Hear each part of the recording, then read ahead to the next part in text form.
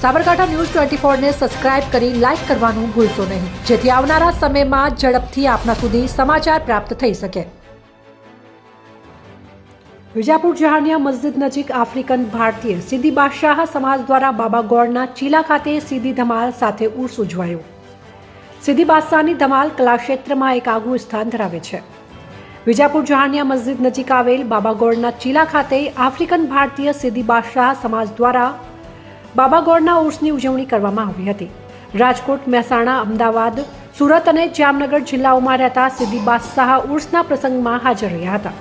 જહાનિયા મસ્જિદ નજીક આવેલ બાબા ગોર અને માઈ મિસરનો ચીલો આવેલ છે, જેમાં માઈ મિસરના ચીલાનો ચિરાગ સિદ્ધિ બાદશાહની મહિલા કરે છે, જ્યારે બાબા ગોરનો ચીલાનો ચિરાગ પુરુષ સિદ્ધિ બાદશાહ કરે છે અને ઉર્સ પ્રસંગે ગોર બાબા ગોરની પ્રખ્યાત ધમાલ કરે છે।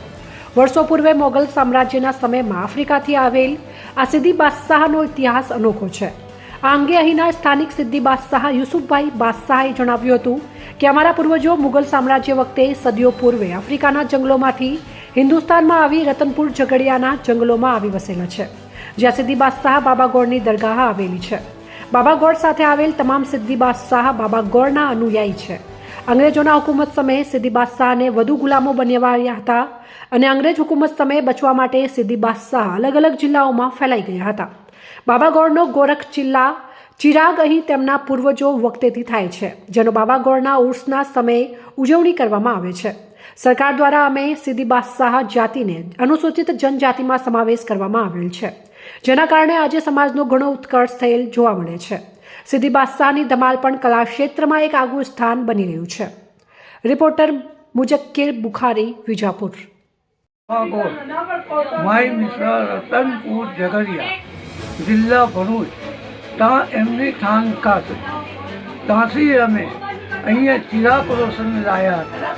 બરાબર, અમારા બાપ દાદા